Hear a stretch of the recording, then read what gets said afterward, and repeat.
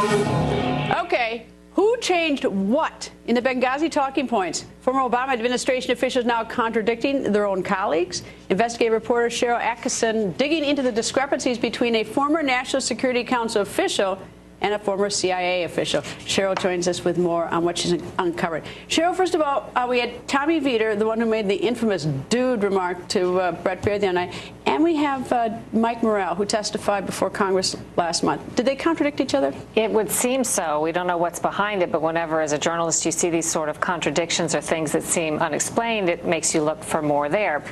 Tommy Vietor, in his interview with Brett last week, indicated that he did change some substantive parts of the talking points. He acknowledged that in the interview. But if you look back to what Jay Carney had said for over a year, as well as to what the former deputy director of the CIA, Mike Morrell, testified to in sworn testimony before Congress last month, they both were very explicit and insisted repeatedly that the only change the White House made was not substantive. It was changing the word consulate to diplomatic post.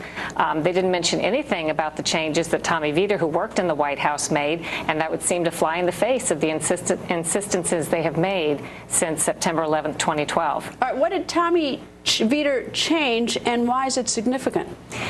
According to his interview that he did with Fox last week, he introduced an additional thought about social media warnings of demonstrations. In other words, it appears as though he was helping steer the public narrative from the White House toward this idea that there was a protest that was to blame rather than a pre-planned terrorist event.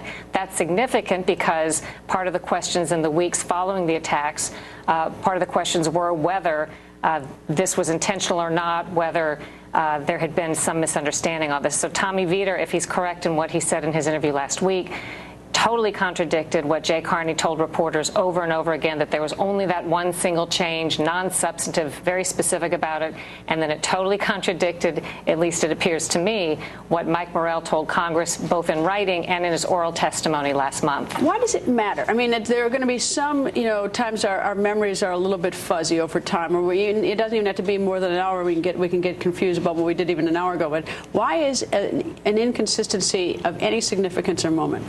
There have been so many inconsistencies. We don't know why these exist because we don't have all the answers, but these are simply reasons to keep digging. For example, Mike Morrell was called to testify last month because of contradictions in what he had previously told Congress and documentation that came out subsequently. Originally, when he was asked who changed the talking points, because that was the big question in the early weeks, he remained silent, according to Senator Graham and others that he briefed about it, and in fact eventually blamed the FBI and then sort of later the same day had to take that back. Now, all this time later, he testified, oh, yes, I, in fact, spearheaded all the changes. I made all the changes. Why wasn't that story offered up immediately closer to the event? Surely he knew that. We don't know why. You know what I think is really peculiar is that even today at the White House briefing, Press Secretary Jay Carney acts like, there have been so many hearings, it's beating a dead horse, it's, we've given everything.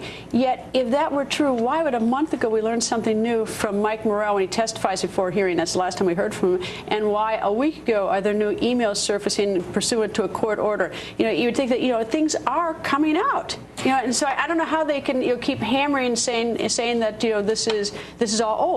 It's very typical. This administration measures its supposed transparency by the number of hearings it attends and the numbers of pages that it turns over to Congress, which are usually voluminous, yet often highly redacted and not particularly informative. So those are two separate issues. They do give a lot of material. They are called for a lot of hearings, but are they really answering the questions? And often the answer is no. Well, there's going to be a hearing, so select committee, as you know, so maybe things will change. We'll get all the information. Anyway, Cheryl, nice to see you. Thank you.